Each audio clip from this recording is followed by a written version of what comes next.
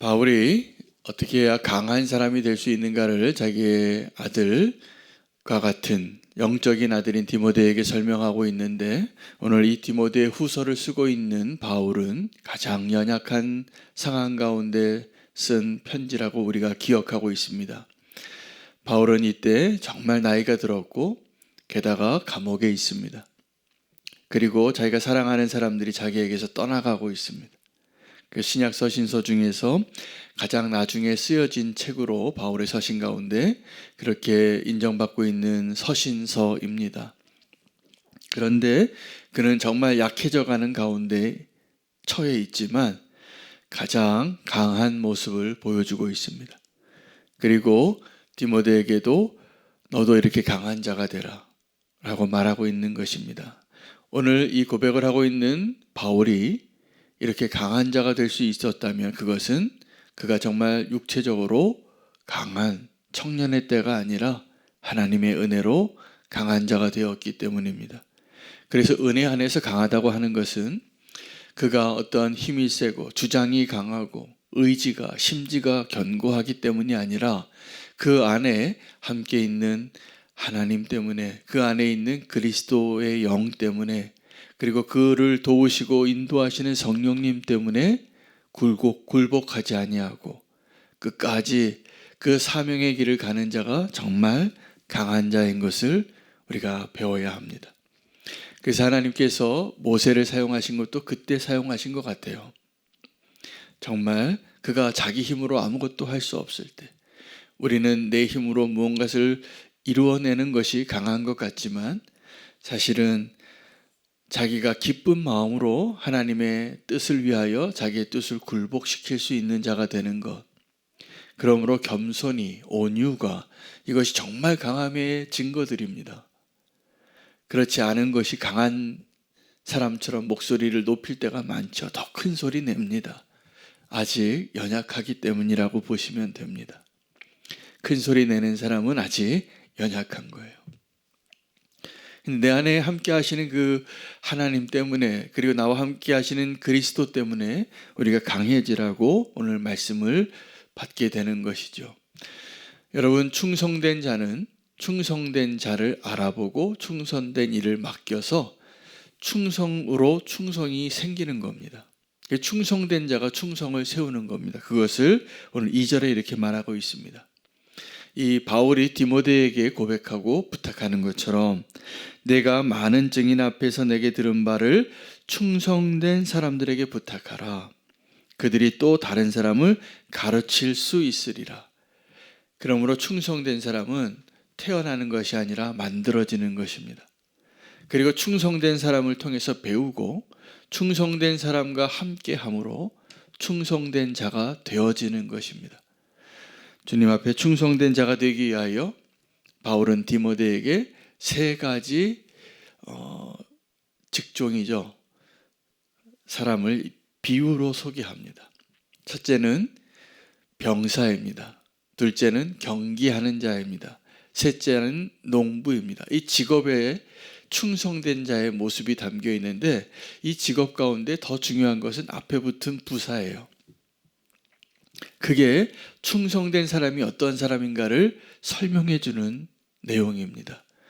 군인이 있죠. 근데 그 군인 가운데는 어떤 사람이 정말 좋은 병사입니까? 자기에게 명령한 사람에게 그 명령을 듣고 순종하는 게 좋은 군인이에요. 이게 좋은 군인의 모델이라는 거예요. 3절에 보면 3, 4절입니다. 너는 그리스도 예수의 좋은 병사로 나와 함께 고난을 받으라. 자, 병사와 비교할 수 있는, 병사가 아닌 사람과 병사인 사람을 비교할 수 있는 사람이 누구냐면 일반 시민이에요.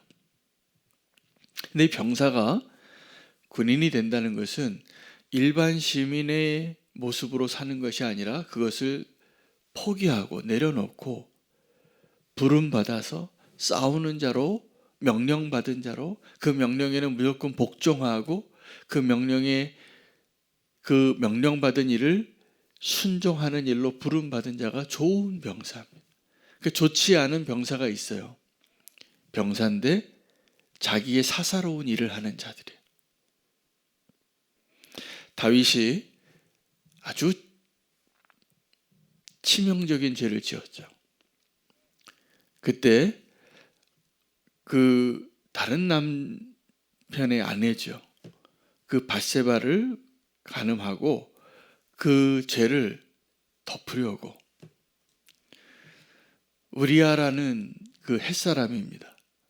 그 사람은 유대인도 아니었어요. 그런데 그 우리아가 얼마나 충성된 군인이었는가를 보여주는 아주 좋은 사례예요. 왕이 선물도 주고 이제 집에 가서 아내와 함께 발 씻고 자라고. 근데 하필이면 그 다윗이 간음한 그 여인이 너무 충성스러운 병사의 아내였어요. 그 남편이 자기 아내에게 가지 않습니다. 그리고 자기와 함께 군복을 입고 있는 그 사람들하고 그 군인의 병영에서 자는 거예요. 왕의 선물 잔뜩 받고 가서 특별 휴가까지 받았는데 그 휴가 받은 병사가 집에 가지 않고 부대에 다시 복귀해서 보초를 쓰고 있는 거예요. 이게 충성스러운 자의 모습이라는 겁니다. 병사로서. 병사는 자기가 명령받은 것을 위해서 그 사명을 잃지 않고 사사로이 자기의 즐거움과 안락함과 자기의 유익을 위해서 살지 않는 자, 이게 좋은 병사라는 거예요. 아마 바울은 그렇게 살았을 겁니다. 그럴 법해요. 그의 모든 서신서를 보면 그가 얼마나 충성된 하나님의 병사였는지 우리는 알 수 있습니다. 두 번째, 바울이 말한 충성스러운 사람의 모델은 경기하는 자예요. 여러분, 경기하는 자가 이기려고 수단과 방법을 가리지 않고 반칙을 하면 나중에 발견되면 금메달 뺏깁니다. 막 이렇게 호르몬제 넣지 말라고 하는 불법 약을 막 투여해서 막 힘이 같이 막 그 약물의 힘으로 힘이 세져서 어떠한 경주에서 그 경기에서 메달을 땄을지라도 그것은 왕관을 빼앗길 일이에요. 그러므로 좋은 경기자는 반드시 법대로 해야 되는 겁니다. 룰을 지켜야 돼요. 세 번째는 농부예요. 농부가 있는데 어떤 농부는 수고하지 않아요. 게을러요. 그런 농부가 열매를 얻을 수 없다라는 거예요. 그 수고하는 농부, 지금 우리가 땀 흘리는 것, 이것이 충성된 자의 모습으로 사는 세 가지 비유 중에 하나예요. 하나님의 충성된 사람이 되어서 또 다른 충성된 자를 만들 수 있는 그 사명자 되시기를 축복합니다. 바울이 그렇게 고백합니다. 나는 지금 복음을 전하다가 내가 매여서 정말 죄 지은 사람처럼 옥에 갇혀 있는데 나는 그렇게 살지 않았다고. 그래서 나는 매인 것 같이 있을지라도 하나님의 말씀이 매이지 않으니 나는 그것이 감사하다고. 여러분, 이것이 사명자의 모습입니다. 나의 생명보다 나의 안위보다 더 중요한 무언가가 있는 것, 그런 사명이 있는 것, 그런 사명을 위해서 살 수 있는 것, 이게 행복입니다. 그에게 영광의 면류관이 예비되어 있기 때문입니다. 하나님께서 우리에게 다 사명을 주셨죠. 어떤 사람에게는 좀 무거운 사명을 주고 어떤 사람은 아주 작은 것 같이 보이는 사명을 주었을지라도 요구되어지는 충성은 동일합니다. 그리고 그 작은 일에 충성된 자에게 하나님이 더 큰 일을 맡기시는 겁니다. 사실은 작은 일에 충성하는 게 훨씬 어렵습니다. 우리는 좀 더 그럴듯한 사명을 받은 자로 살고 싶어 하기 때문이죠. 그러나 작은 일을 작은 일로 여기지 않고 충성을 이루어내는 자에게 하나님이 기쁨도 주시고 더 큰 사명도 맡기게 될 것입니다. 그가 충성된 자이기 때문이에요. 그 충성된 일을 위해서 해야 할 것이 뭐냐 하면 참는 겁니다. 그러니까 무언가를 포기하는 겁니다. 여러분, 우리가 무언가를 포기하지 않고 주님 앞에 충성된 자로 인정받을 수 있을까요? 아닙니다. 내가 주를 위하여 뭔가를 버릴 수 있을 때 그것이 그 사명이 되어지고 그것으로 우리가 정말 영광의 면류관을 얻게 될 것입니다. 오늘 아주 중요한 본문이 나옵니다. 11절에 미쁘다 이 말이여 우리가 주와 함께 죽으면 또한 함께 살 것이요 참으면 12절입니다. 참으면 또한 함께 왕 노릇할 것이요 우리가 주를 부인하면 주도 우리를 부인하실 것이라. 여기에서 우리 굉장히 중요한 십자가의 원리가 나오는데 우리가 십자가는 사실은 부인하는 것입니다. 자기를 부인하는 것입니다. 그런데 여기서 주를 부인하는 것과 자기를 부인하는 것이 전혀 다른 이야기예요. 우리는 나의 유익을 위하여 나의 행복을 위하여 주를 부인할 때가 많았습니다. 순서가 바뀐 것이죠. 그런데 참는 것은 자기를 부인하는 것은 그것으로 인하여 함께 주와 거하고 함께 죽고 함께 살게 돼서 함께 왕노릇하게 되는 놀라운 영광의 축복을 약속받은 축복의 삶의 방식이죠. 주를 부인한다는 것은 무엇일까요?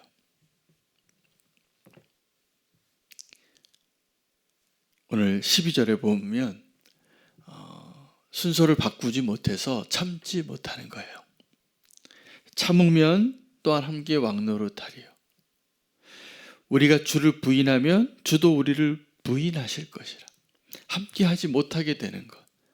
여러분, 내 육신의 요구들이 있습니다. 다 사람들이 비슷합니다. 내가 좋아하고 내가 원하는 것, 내 귀에 기분 좋은 소리들, 내 눈에 보기 좋은 것들, 내 손에 부드러운 것들, 내 마음에 좋은 것들, 이게 다 우리를 위하는 것 같지만 사실 우리를 가장 위험하게 하는 것들입니다. 우리를 위험에 빠뜨리는 것들이 다 거기에 있어요. 근데 우리를 정말 축복하고 우리에게 영생을 주시고 우리에게 영광의 면류관을 주시고 세상이 알지 못하는 정말 기쁨을 주는 축복의 비밀은 이 충성에 있어요. 충성에. 그리고 사명자가 되는 것. 저는 우리는 교회 성도님들이 이제 직분자도 세우고 교회에서 맡기고 부탁한 작은 일부터 시작해서 중요한 일들까지 이 작은 일들을 사명으로 여기고 아름답게 순종하는 것이 얼마나 큰 축복인가를 경험하는 은혜를 누리시기를 기도해요. 우리에게 맡겨주신 그것이 우리의 사명이라 여기고 그것을 포기하지 않고 나는 매일지라도 그 하나님의 말씀이 매이지 않게 끝까지 지켜내는 청지기. 그래서 이 청지기는 충성된 자의 명칭이에요. 자기가 주인 되면 자기가 왕노릇합니다. 청지기는 하나님의 왕되심을 인정하고 늘 내게 맡겨주신 일에 충성된 자의 삶의 방식이에요. 내가 소유한 모든 것, 내 것이라고 여겼던 그 모든 것이 사실은 나의 것이 아니라 맡겨주신 것입니다. 오늘 말씀을 통하여 충성된 청지기와 사명자의 길을 걸음으로 인하여 하나님이 약속하신 그 기쁨과 그 영광과 그 축복을 다시 한번 소망함으로 그 사명자의 길을 갈 수 있는 저와 여러분 되시기를 축복합니다. 주님을 부인하지 않고 나를 부인해야 합니다. 주와 함께 죽고 주와 함께 살고 주와 함께 왕노릇하게 되는 은혜의 자리에 우리가 부름을 받았습니다. 말씀 붙잡고 기도하고